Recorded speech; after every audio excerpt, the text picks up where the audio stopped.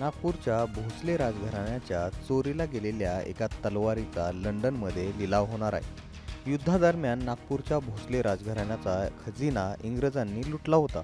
या लुटीदरम्यान ब्रिटिश अधिकाऱ्यांनी ही तलवार देखील लुटून नेली होती। युद्धादरम्यान नागपूरच्या भोसले राजघराण्याचा खजिना इंग्रजांनी लुटला। या लुटीदरम्यान राजघराण्याची ही महत्त्वाची तलवार देखील लुटून नेली होती। आता लंडनमधील ऐतिहासिक शस्त्र जपणाऱ्या सोथबी या संस्थेकडे ही तलवार आहे आणि तिचा लिलाव होणार असल्याचं समोर आले। हे कळताच नागपूरच्या भोसले राजघराण्याचे राजे मोधोजी राजे भोसले यांनी एक निवेदन जारी केलंय। यामध्ये त्यांनी म्हटलंय की 1853 ते 1864 या काळात तत्कालीन महाराजा श्रीमंत राजे मोधोजी भोसले द्वितीय यांच्या नेतृत्वाखाली इंग्रजांशी युद्ध झालं होतं। या युद्धादरम्यान ब्रिटिशांनी नागपूरच्या भोसले राजघराण्याचा खजिना लुटला।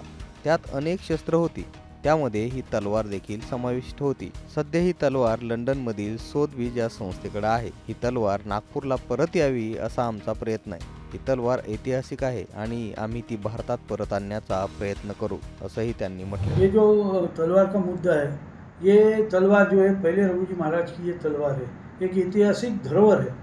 और ये तलवार को धोप तलवार कहते हैं। इसको दोनों बाजू से इसको धार होती है और ये तलवार कुछ विशिष्ट ही राजा लोग इस तलवार को वापरते थे। ये एक स्पेशल तलवार ये बन के आई और ये तलवार ने एक बहुत बड़ा इतिहास ये किया है।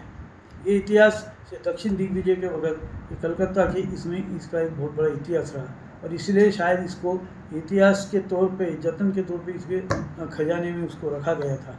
और ये तलवार के ऊपर जो नाम है प्रथम राजे रघुजी महाराज का है।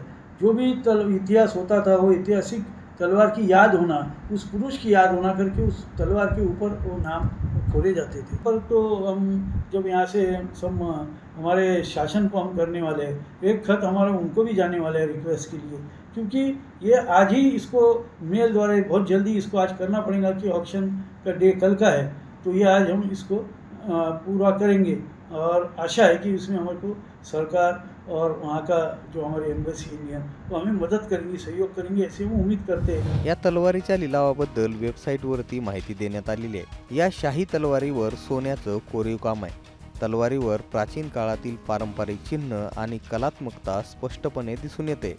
सोथबीच्या वेबसाईटनुसार ही तलवार 18व्या शतकातील आहे आणि ती नागपूरचे राजा रघुजी भोसले यांची असल्याचा दावा सुद्धा केला आहे।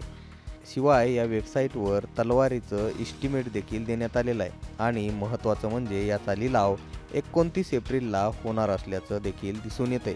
त्यामुळं या तलवारीच्या लिलावाला अवघं काहीच तास उरलेत। यावर आता सरकार काय पावलं उचलतंय हे पाहणं देखील महत्त्वाचं असणार आहे। नागपूरहून योगेश पांडे, मुंबई तकसाठी।